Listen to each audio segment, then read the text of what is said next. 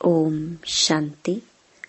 12 जून 2024 बाबा की महावाक्य। मीठे बच्चे, बाप उस रथ में आते हैं जिसने पहले पहले भक्ति शुरू की, जो नंबर 1 पूज्य था, फिर पुजारी बना है। यह राज सबको स्पष्ट करके सुनाओ।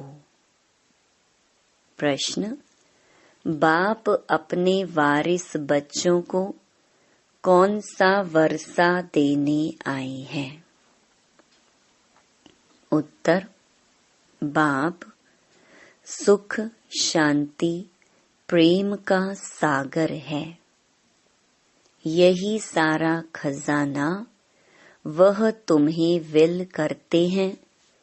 ऐसा विल कर देते जो 21 जन्म तक तुम खाते रहो।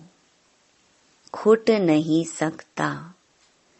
तुम्हें कौड़ी से हीरे जैसा बना देते हैं। तुम बाप का सारा खजाना योग बल से लेते हो। योग के बिना खजाना नहीं मिल सकता है। ओम शांति। शिव भगवानुवाच। अब शिव भगवान निराकार को तो सभी मानते हैं। एक ही निराकार शिव है जिसकी सब पूजा करते हैं। बाकी जो भी देहधारी हैं उनका साकार रूप है। पहले पहले निराकार आत्मा थी, फिर साकार बनी है। साकार बनती है, शरीर में प्रवेश करती है, तब उनका पार्ट चलता है। मूल वतन में तो कोई पार्ट है नहीं। जैसे एक्टर्स घर में हैं तो नाटक का पार्ट नहीं, स्टेज पर आने से पार्ट बजाते हैं। आत्माएं भी यहाँ आकर शरीर द्वारा पार्ट बजाती हैं। पार्ट पर ही सारा मदार है। आत्मा में तो कोई फर्क नहीं है। जैसे तुम बच्चों की आत्मा है, वैसे इनकी आत्मा है।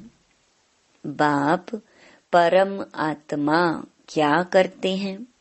उनका ऑक्यूपेशन क्या है, वो जानना है। कोई प्रेसिडेंट है, राजा है, यह आत्मा का ऑक्यूपेशन है ना। यह पवित्र देवताएं हैं, इसलिए इनको पूजा जाता है। अभी तुम समझते हो यह पढ़ाई पढ़कर लक्ष्मी नारायण विश्व के मालिक बने हैं। किसने बनाया? परम आत्मा ने। तुम आत्माएं भी पढ़ाती हो। बड़ाई यह है जो बाप आकर तुम बच्चों को पढ़ाते हैं और राजयोग भी सिखलाते हैं। कितना सहज है। इसको कहा जाता है राजयोग। बाप को याद करने से हम सतो प्रधान बन जाते हैं। बाप तो है ही सतो प्रधान। उनकी कितनी महिमा गाते हैं। भक्ति मार्ग में कितना फल, दूध आदि चढ़ाते हैं। समझ कुछ नहीं। देवताओं को पूजते हैं, शिव पर दूध फल आदि चढ़ाते हैं। कुछ पता नहीं। देवताओं ने राज्य किया, अच्छा शिव पर क्यों चढ़ाते? उसने क्या कर्तव्य किया है जो इतना पूजते हो? देवताओं का तो फिर भी मालूम है, वह है स्वर्ग के मालिक। उन्हों को किसने बनाया, यह भी पता नहीं। पूजा भी करते हैं शिव की, परंतु ख्याल में नहीं कि यह भगवान है। भगवान ने इन्हों को ऐसा बनाया है, कितनी भक्ति करते हैं सब अनजान। तुमने भी शिव की पूजा की होगी, अभी तुम समझते हो, आगे कुछ भी नहीं जानते थे। उनका ऑक्यूपेशन क्या है, क्या सुख देते हैं, कुछ भी पता नहीं था।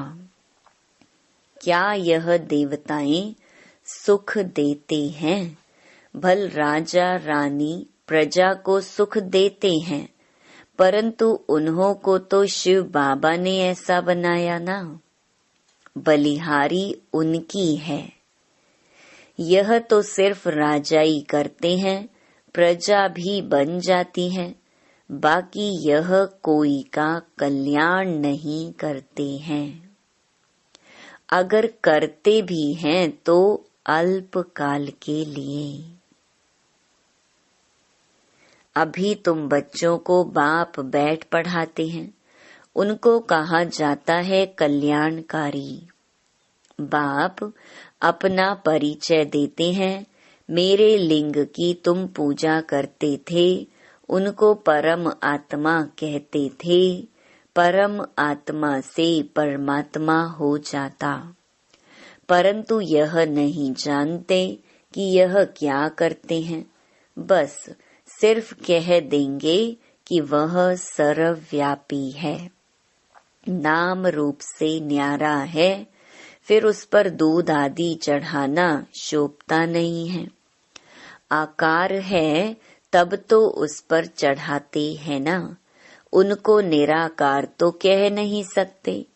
तुमसे मनुष्य आर्ग्यू बहुत करते हैं, बाबा के आगे भी आकर आर्ग्यू ही करेंगे, फालतू माथा खाएंगे, फायदा कुछ भी नहीं। यह समझाना तो तुम बच्चों का काम है। तुम बच्चे जानते हो बाबा ने हमको कितना ऊंच बनाया है। यह पढ़ाई है, बाप टीचर बन पढ़ाते हैं, तुम मनुष्य से देवता बनने के लिए पढ़ रहे हो। देवी देवता हैं सतयुग में, कलयुग में होते नहीं। राम राज्य ही नहीं जो पवित्र रह सके।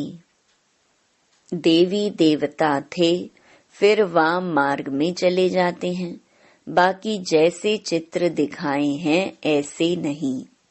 जगन्नाथ के मंदिर में तुम देखेंगे काले चित्र हैं। बाप कहते हैं माया जीते जगत जीत बनो, तो उन्होंने फिर जगतनाथ नाम रख दिया है। ऊपर में सब गंदे चित्र दिखाए हैं, देवताएं वाम मार्ग में गए तो काले बन पड़े, उनकी भी पूजा करते रहते हैं। मनुष्यों को तो कुछ पता नहीं कब हम पूज्य थे। 84 जन्मों का हिसाब किसकी भी बुद्धि में नहीं है। पहले पूज्य सतो प्रधान, फिर 84 जन्म लेते लेते तमो प्रधान पुजारी बन पड़ते हैं। रघुनाथ मंदिर में काला चित्र दिखाते हैं, अर्थ तो उनका कुछ भी समझते नहीं। अभी तुम बच्चों को बाप बैठ समझाते हैं। ज्ञान चिता पर बैठ गोरे बनते हो, काम चिता पर बैठ काले बन पड़ते हो। देवताएं वाम मार्ग में जाकर विकारी बन पड़े, फिर उनका नाम देवता तो रख नहीं सकते। वाम मार्ग में जाने से काले बन पड़े हो, यह निशानी दिखाई है। तुम जानते हो कि शिव बाबा तो काला बनता ही नहीं, वह तो हीरा है, जो तुमको भी हीरे जैसा बनाते हैं। वह तो कभी काला बनते नहीं, उनको फिर काला क्यों बना दिया है? कोई काला होगा, उसने बैठ काला बनाया होगा। शिव बाबा कहते हैं हमने क्या दोष किया जो मुझे काला बना दिया है? मैं तो आता ही हूँ सबको गोरा बनाने। मैं तो सदैव गोरा हूँ। मनुष्यों की ऐसी बुद्धि बन पड़ी है जो कुछ भी समझते नहीं। शिव बाबा तो है ही सबको हीरा बनाने वाला। मैं तो एवर गोरा मुसाफिर हूँ। मैंने क्या किया जो मुझे काला बनाया है? अब तुमको भी गोरा बनना है ऊंच पद पाने लिए। ऊंच पद कैसे पाना है वह तो बाप ने समझाया है। Follow father. जैसे इसने बाबा ने सब कुछ बाप के हवाले कर दिया। फादर को देखो कैसे सब कुछ दे दिया। भल साधारण थे, ना बहुत गरीब ना बहुत साहूकार थे। बाबा अभी भी कहते हैं तुम्हारा खान पान बीच का साधारण होना चाहिए, ना बहुत ऊंच ना बहुत कम। बाप ही सब शिक्षा देते हैं। यह भी देखने में तो साधारण ही आते हैं। तुमको कहते हैं कहाँ है भगवान दिखाओ। अरे आत्मा बिंदी है, उनको देखेंगे क्या? यह तो जानते हो आत्मा का साक्षात्कार इन आँखों से होता नहीं। तुम कहते हो भगवान पढ़ाते हैं तो जरूर कोई शरीरधारी होगा। निराकार कैसे पढ़ाएंगे? मनुष्यों को तो कुछ भी पता नहीं है। जैसे तुम आत्मा हो, शरीर द्वारा पाठ बजाते हो, आत्मा ही पाठ बजाती है, आत्मा ही बोलती है शरीर द्वारा। तो आत्मा वाच, परंतु आत्मा वाच शोभता नहीं। आत्मा तो वानप्रस्थ वाणी से परे है। वाच तो शरीर से ही करेगी। वाणी से परे सिर्फ आत्मा ही रह जाती है। वाणी में आना है तो शरीर जरूर चाहिए।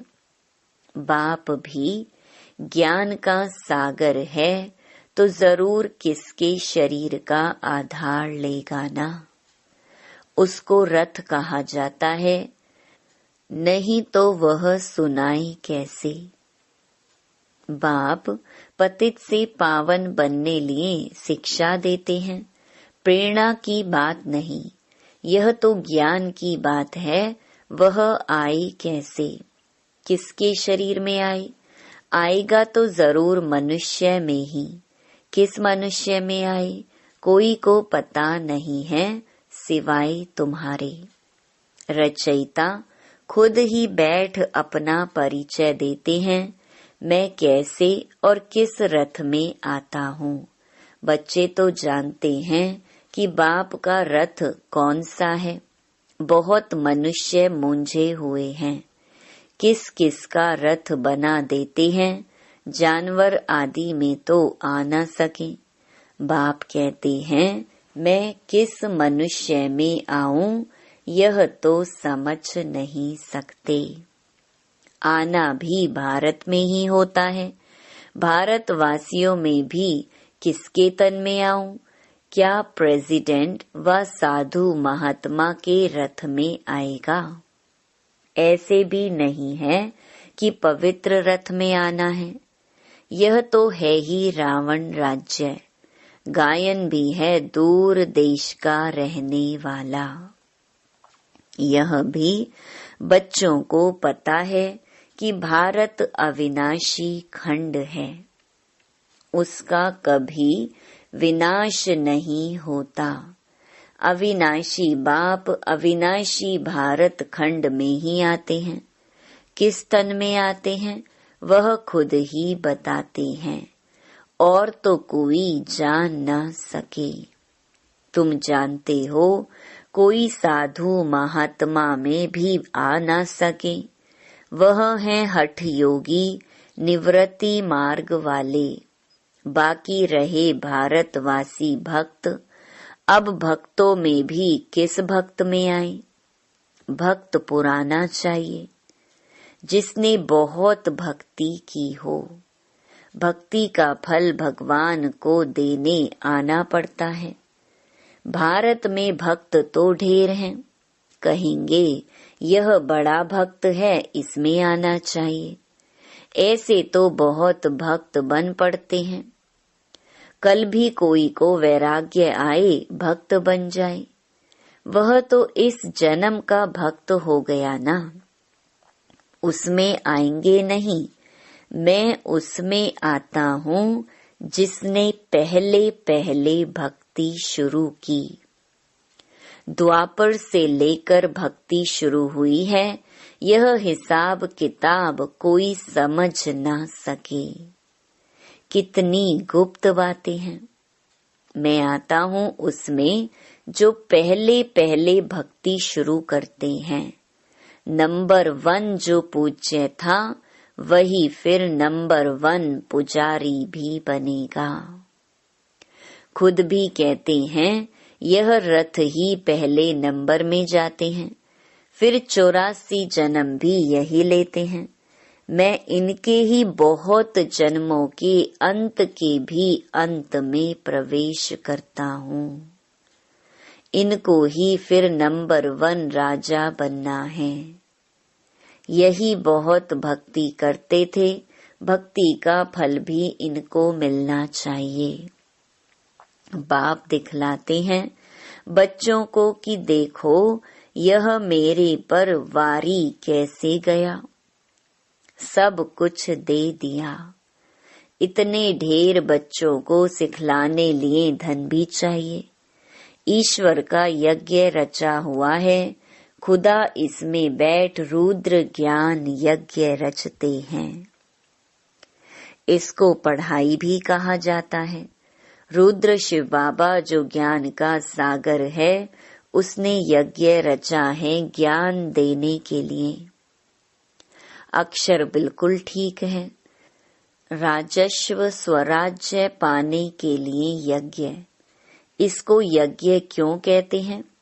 यज्ञ में तो वह लोग आहुति आदि बहुत डालते हैं। तुम तो पढ़ते हो, आहुति क्या डालते हो तुम जानते हो। हम पढ़कर होशियार हो जाएंगे, फिर यह सारी दुनिया इसमें स्वाहा हो जाएगी। यज्ञ में पिछाड़ी के टाइम में जो भी सामग्री है सब डाल देते हैं। तुम बच्चे अब जानते हो हमको बाप पढ़ा रहे हैं। बाप है तो बहुत साधारण, मनुष्य क्या जाने। उन बड़े बड़े आदमियों की तो बहुत बड़ी महिमा होती है। बाप तो बहुत साधारण सिंपल बैठा है। मनुष्यों को कैसे पता पड़े, यह दादा तो जौहरी था। शक्ति तो कोई देखने में नहीं आती, सिर्फ इतना कह देते इसमें कुछ शक्ति है, बस। यह नहीं समझते कि इसमें सर्वशक्तिमान बाप है। इसमें शक्ति है, वह शक्ति भी आई कहाँ से? बाप ने प्रवेश किया ना। जो उनका खजाना, वह ऐसे थोड़े ही दे देते हैं। तुम योग बल से शक्ति लेते हो, वह तो सर्वशक्तिमान है ही। उनकी शक्ति कहाँ चली नहीं जाती। परमात्मा को सर्वशक्तिमान क्यों गाया जाता है, यह भी कोई जानते नहीं। बाप आकर सब बातें समझाते हैं। बाप कहते हैं मैं जिसमें प्रवेश करता हूँ, इसमें तो पूरी जंग चढ़ी हुई थी। पुराना देश, पुराना शरीर, उसके बहुत जन्मों के अंत में आता हूँ। कट जो चढ़ी है वह कोई उतार ना सके। कट उतारने वाला एक ही सतगुरु है, वह एवर प्योर है। यह तुम समझते हो। यह सब बुद्धि में बिठाने लिए भी टाइम चाहिए। तुम बच्चों को बाप सब विल कर देते हैं। बाप ज्ञान का सागर, शांति का सागर है। सारा विल कर देते हैं बच्चों को। आते भी पुरानी दुनिया में हैं, प्रवेश भी उसमें करते हैं। जो हीरे जैसा था फिर कौड़ी जैसा बना। वो भल इस समय करोड़पति हैं, परंतु अल्पकाल के लिए। सबका खलास हो जाएगा। वर्थ पाउंड तो तुम बनते हो।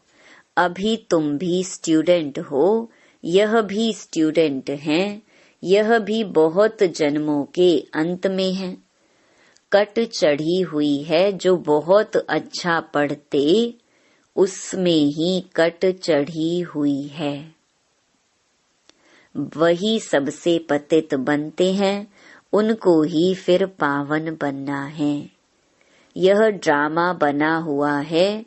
बाप तो रियल बात बताते हैं। बाप है ट्रुथ। वह कभी उल्टा नहीं बतलाते। यह सब बातें मनुष्य कोई समझ ना सके। तुम बच्चों बिगर मनुष्यों को कैसे पता पड़े। अच्छा, मीठे मीठे सिकिलधे बच्चों प्रति मात पिता बाप दादा का याद प्यार और गुड मॉर्निंग। रूहानी बाप की रूहानी बच्चों को नमस्ते। धारणा के लिए मुख्य सार। पहला, ऊंच पद पाने के लिए पूरा फॉलो फादर करना है। सब कुछ बाप के हवाले कर ट्रस्टी हो संभालना है। पूरा वारी जाना है। खान पान रहन सहन बीच का साधारण रखना है। ना बहुत ऊंच ना बहुत नीच। दूसरा, बाप ने जो सुख शांति ज्ञान का खजाना विल किया है, उसे दूसरों को भी देना है। कल्याणकारी बनना है। वरदान, पवित्रता की गुह्यता को जान, सुख शांति संपन्न बनने वाली महान आत्मा भव। पवित्रता की शक्ति की महानता को जान। पवित्र अर्थात पूज्य देव आत्माएं अभी से बनो। ऐसे नहीं कि अंत में बन जाएंगे। यह बहुत समय की जमा की हुई शक्ति अंत में काम आएगी। पवित्र बनना कोई साधारण बात नहीं है। ब्रह्मचारी रहते हैं, पवित्र बन गए हैं, लेकिन पवित्रता जननी है, चाहे संकल्प से, चाहे वृत्ति से, वायुमंडल से, वाणी से, संपर्क से। सुख शांति की जननी बनना, इसको कहते हैं महान आत्मा। स्लोगन, ऊंची स्थिति में स्थित हो, सर्व आत्माओं को रहम की दृष्टि दो, वाइब्रेशन फैलाओ। ओम शांति।